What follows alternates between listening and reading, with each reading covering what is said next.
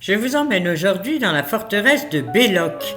Elle a été édifiée par Gaston VII de Montcade entre 1250 et 1280. À l'époque, c'était la frontière entre le Béarn et l'Aquitaine qui était anglaise. Placée sur le Gave de Pau, c'est le principal accès d'Orthez et même de Pau, donc un lieu stratégique de première importance. Un siècle plus tard, c'est Gaston III de Béarn, dit Gaston Phébus, qui renforce cette forteresse et y fait des séjours lorsqu'il habite aussi Orthez, qui n'est vraiment pas loin. Et cette forteresse défend Orthez et Pau, sa capitale. 1542, Henri d'Albret fait encore renforcer les défenses, construire des tours, il craint une invasion espagnole. Jeanne d'Albret, sa fille, y réside lorsqu'elle va prendre les eaux à Salis de Béarn, donc il devait y avoir une jolie demeure. 1568, les protestants et les catholiques combattent et en 1620, Louis XIII fait démolir, incendier la forteresse. Sur un mur, le souvenir du régiment de parachutistes de Pau qui aida à la restauration de cette forteresse. 55 paras de ce régiment décédèrent au Liban, au Drakkar. Mon frère était là ce jour-là, mais il était de garde chez le général, ce qui fait que tous ses copains ont été massacrés, mais lui est sorti de là sain et sauf. Nous quittons maintenant cette forteresse. Vous voyez la Jaguar de Mireille, ma copine, qui a bleu marine, superbe et confortable. Et nous allons à l'église Sainte-Marie, qui est la plus vieille église du Béarn, une ancienne église fortifiée. Et regardez ce portail d'entrée avec ce pèlerin de Saint-Jacques et son béret basque, et tous les petits personnages qu'il y a dans les voussures. Alors nous allons les détailler parce que c'est vraiment très très curieux. Vous voyez ici, aussi bien les animaux, là encore une fois un berger avec son béret et son bourdon et son bâton, et Saint Pèlerin et Saint Berger, on ne sait pas trop.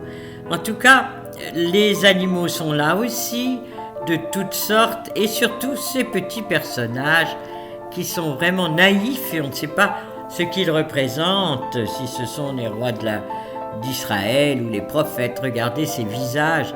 Sur la première voussure, il y a toute cette série de visages tout à fait extraordinaires. Vous voyez quelques-uns, nous redescendons maintenant pour en voir un. Alors là, tout d'un coup, il y en a un habillé, je pense en soldat plutôt, avec sa cotte de maille. Reprenons toujours, regardez bien, les visages sur le linteau et au-dessus des animaux, des drôles de choses. Regardez, est-ce que ce sont les deux bœufs des armoiries du Béarn? Est-ce que c'est l'étoile probablement? Là, les fleurs de lys des Bourbons, un chevreuil, encore des fleurs de lys puisque c'était l'emblème du Béarn. Là, vous avez le loup qui court après un renard. Là, regardez le petit bœuf du Béarn avec sa cloche. Et là, un énorme poisson, c'est un saumon, puisque les eaux du Béarn ont des saumons.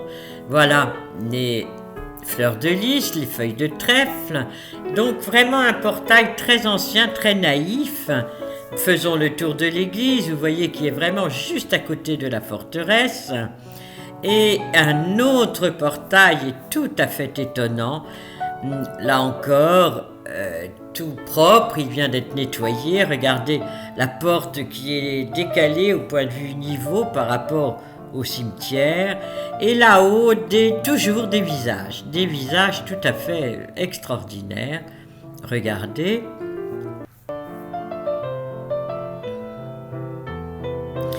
Et puis, de chaque côté de la porte, sur les petites colonnes, des chapiteaux, où là encore, ce sont des visages.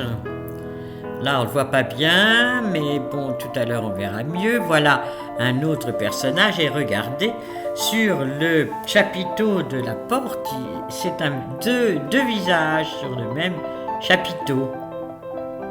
Voilà, là, on le voit nettement mieux. Et de l'autre côté, la même histoire, des visages. Alors j'ai demandé ici ou là, personne ne sait ce que ça veut dire, ce que ça représente. À vous d'imaginer les bons génies qui veillaient sur les fidèles qui entraient dans cette église. La vieille maison béarnaise à côté, et là on voit en reculant la tour de défense, voyez les meurtrières qui ont vraiment été créées pour défendre la ville. Nous laissons là Belloc, son histoire. À bientôt pour une autre visite. Au revoir.